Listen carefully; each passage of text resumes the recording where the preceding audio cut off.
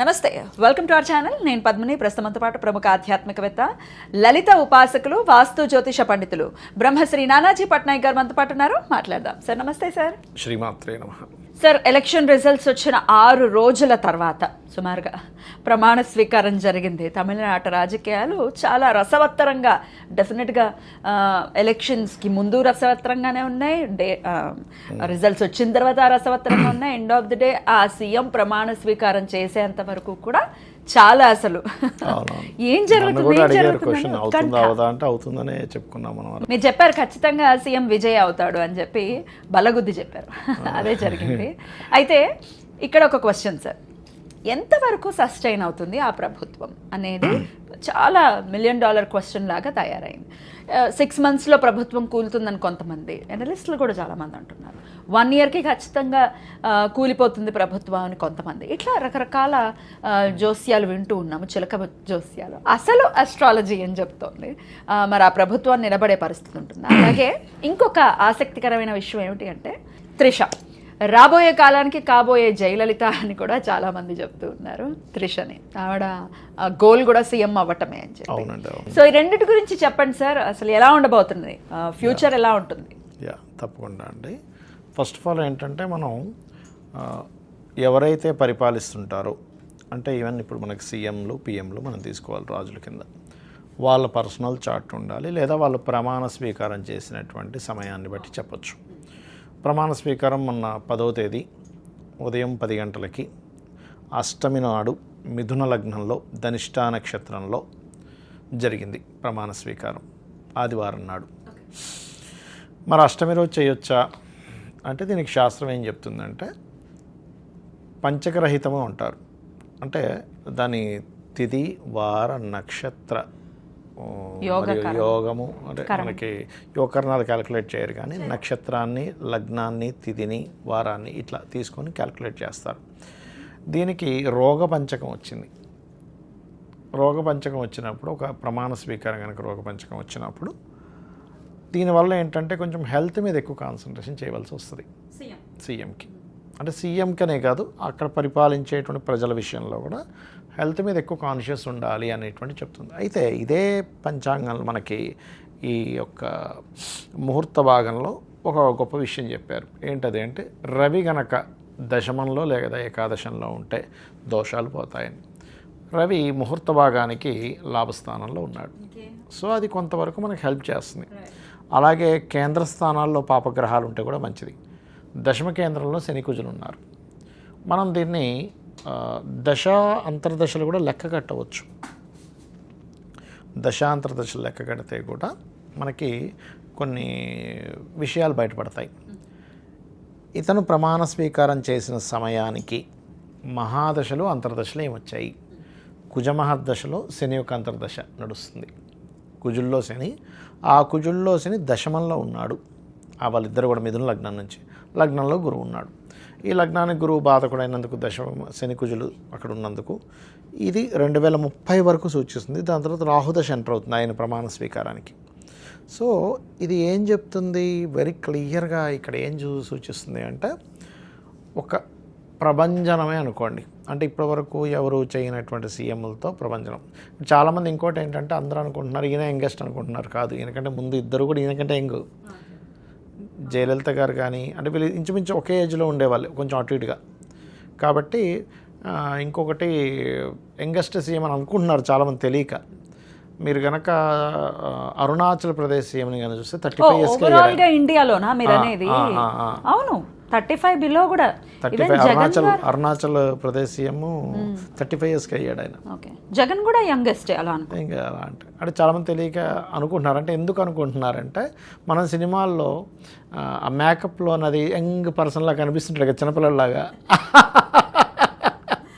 అట్లా అనుకుంటున్నారు. చంద్రబాబు నాయుడు గారు కూడా 45 సంథింగ్ ఏదో అయ్యారు, యంగ్ అయ్యారు. సో అలా ఏంటంటే అలా అనుకుంటున్నాము. అంటే చాలామంది అన్నారు నన్ను, నేను ఈ క్వశ్చన్ ఎందుకు లేవదీశానంటే, అంత యంగ్ ఏజ్లో అవ్వడానికి కారణం ఏమై ఉంటారు జాతక చక్రంలో అన్నాడు. అయ్యో భలేవారండి, చాలామంది అయ్యారు, ఆయనే కాదు. కాకపోతే ఆయన మనం సినిమాల్లో చూడడం వల్ల అలా యంగ్ అనిపిస్తున్నాడు మనకి. 74 అనుకుంటా ఆయన పుట్టింది. ఎగ్జాక్ట్లీ. 52 years ఆల్మోస్ట్ అతనికి 52 years. అంటే మనకు అలా అనిపిస్తుంది, సినిమాల్లో చూడడం వల్ల అలా అనిపిస్తుంది. రైట్. అయితే ఇక్కడ దీనికి ఒక అనాలిసిస్ కనుక తీసుకుంటే, సో ఆయన ప్రభంజనం అంటే ఒక రకంగా కొన్ని గొడవలు జరుగుతాయి, కాదనట్లేదు. కాకపోతే ఒక క్లారిటీ మనం ఏమి ఇవ్వచ్చు అంటే, ఈయనేది సడన్గా అప్పటికప్పుడే మానేయడం అనేటువంటిది అయితే ఏమి ఉండదు. ఒకవేళ ఉన్నా ఎలాంటి పరిస్థితుల్లో ఎప్పుడు ఉంటుందో కూడా చెప్తాను నేను మీకు. ఫస్ట్ ఆఫ్ ఆల్ మనం ఇందాక చెప్పుకున్నట్టుగా మనకి ఇక్కడ వెరీ క్లియర్గా చూపిస్తుంది ఏంటంటే, పంచకరహితంలో రోగపంచకం వచ్చినందుకు ఇది కొంచెం జాగ్రత్త పడాలనేటువంటి చాలా క్లియర్గా ఉంది. అండ్ 2030 వరకు ఈ ధనిష్ఠా నక్షత్రం యొక్క దశ నడుస్తుంది ఆ ముహూర్తానికి. కాకపోతే ఇక్కడ రవి కుజులు కొంచెం కేంద్ర స్థానాల్లోనే లాభస్థానాల్లో ఉన్నందుకు చాలా మటుకు రికవరీ అవుతుంది. రైట్. ఇక రెండో విషయం, ఇతని ప్రమాణ స్వీకారం తర్వాత ఉండేటువంటి మహాదశలు అంతర్దశలు కానీ లెక్క కడితే 2026 డిసెంబర్ వరకు కుజుల్లో శని. అందుకని ఏంటంటే ఈ 2026 6th మంత్ వరకు ఒక ప్రభంజనము నడుస్తుంది. ఎట్ ఏ సేమ్ టైం ఏదో అయిపోద్ది అనే పుకార్లు బాగా వస్తాయి. 2026 డిసెంబర్ వరకు చెప్తాను, ఎప్పుడవుతుందో కూడా చెప్తాను, ఏమవుతుందో కూడా. 2026 డిసెంబర్ నుంచి 2027 డిసెంబర్ మధ్యలో ఎప్పుడు అంటే ఈ ఆదాయం పెంచాడు ఈ సీఎం, అంటే ఈ సీఎం వచ్చిన తర్వాత తమిళనాడు ఆదాయాన్ని పెంచాడు అనేటువంటిది కనబడుతుంది. అలాగే మనకి కొన్ని అవమానాలు కూడా ఎదుర్కొంటారు చూసారా. ఇతను పెట్టినటువంటి కొన్ని పథకాలు చెయ్యలేదనేటువంటిది వ్యతిరేకాలు వస్తాయి. అంటే చాలా పథకాలు పెట్టేశాడు. కాకపోతే ఇక్కడ లక్కీ ఏంటంటే తమిళనాడులో ఇండస్ట్రీస్ ఎక్కువ అండి. నేను వాస్తుకి వెళ్తుంటాను కదా, ఎన్ని ఇండస్ట్రీస్, 100 ఇండస్ట్రీస్ ఉంటాయి. అది చాలా ప్లస్ వాళ్ళకి. అసలు అదొకటి, మనీ జనరేట్ చేయడం చాలా ఈజీ.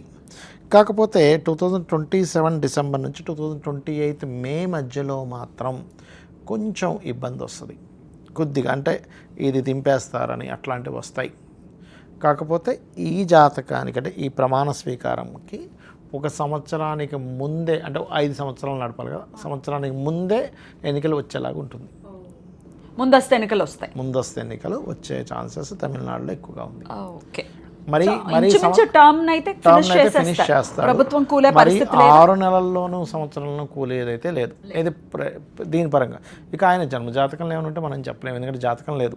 కొంతమంది తులాలగ్నం అంటున్నారు, కొంతమంది కన్యాలగ్నం అంటున్నారు. ప్లానటరీ పొజిషన్స్లో మనకి నేను అతని చార్ట్ చూసినప్పుడు రవి గురువులు ఒకరికొకరు కోణాల్లో ఉన్నారు. That is the main reason.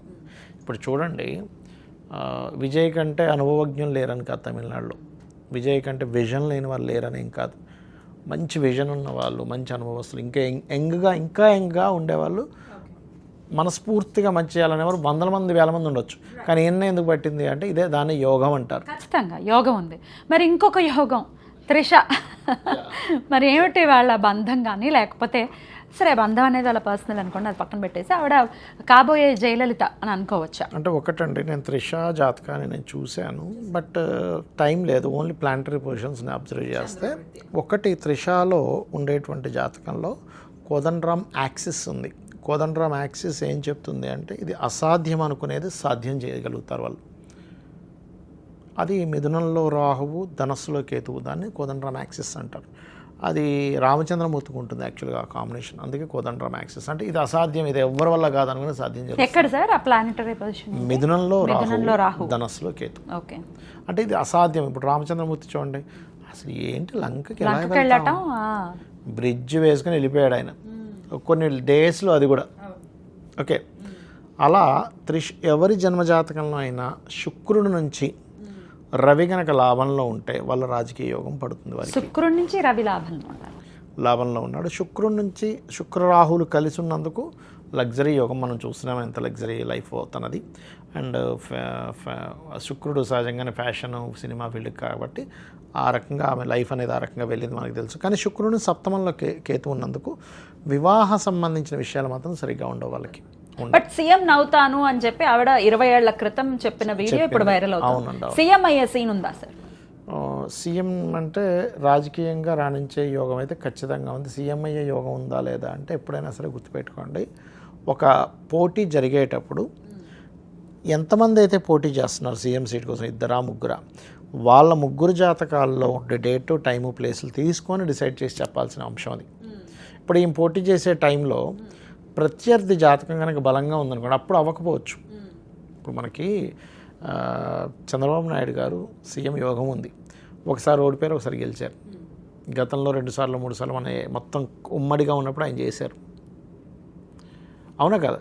Jagan గారు కూడా అంతే. మరి సీఎం యోగం ఉండడం వేరు, మీ యోగం ఉన్నప్పుడు ఆ పర్టికులర్ టైం ఇద్దరిలో ఎవరిని వరిస్తుందని చెప్పడం వేరు. బట్ ఈవిడికైతే యోగం ఉందనే చెప్పాలి. ఎందుకంటే 2 అగ్రెసివ్ ప్లానెట్స్ అంటే రవి కుజులు ఇద్దరు కలిసి ఉన్నారు జాతకంలో. ఇది 100% మంచి యోగం ఉన్న జాతకం ఆవిడిది. రాజకీయంగా బాగా కలిసి వచ్చే జాతకం అని చెప్పొచ్చు. తనని పక్కన పెట్టేస్తాడు అని చెప్పి కొన్ని వార్తలు వస్తున్నాయి సార్, ఎంతవరకు దాన్ని? అంటే కొన్ని ఎలా ఉంటాయంటారండి రాజకీయాల్లో, కొన్ని సీఎం ఇలా చేస్తున్నాడా అనే కొన్ని అపవాదాలు వస్తాయనే కోణంతో కూడా పక్కన పెట్టచ్చు, బయటికి తెలియనీయకుండా. బట్ ఏంటంటే వాళ్ళిద్దరూ ఏదో పక్కన పెట్టేస్తారు అనేది అయితే నాకేం కనపడలేదు. బట్ ఇట్స్ డిపెండ్ ఆన్ వాళ్ళ పర్సనల్ చార్ట్స్. ఎందుకంటే ఆవిడికి కూడా ఏమి పెద్దగా ఏదో పెళ్లి చేసుకునే యోగాలు తక్కువగా ఉన్నాయి కదా. త్రిష యొక్క లక్ విజయ్కి ఏమైనా కలిసి వచ్చిందా సార్? అది వివాహం చేసుకున్నాక చెప్పాల్సిన అంశాలండి. ఇప్పుడు ఎవరికైనా కూడా స్నేహితురాలుగా ఒకవేళ చూసుకుంటే స్నేహితురాలుగా ఖచ్చితంగా కలిసి వస్తుంది. ఎందుకంటే 5th లార్డ్ ఈజ్ ఇన్ మిథున రాశి కదా ఆవిడికి. అందుకని ఆవిడ ఎవరితో ఫ్రెండ్షిప్ చేసినా వాళ్ళకి ఖచ్చితంగా కలిసి వస్తుంది.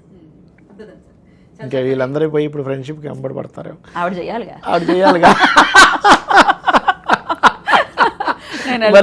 చేస్తుందా? అదే కదా, మీరు రెడీగా ఉన్నారు త్రిష.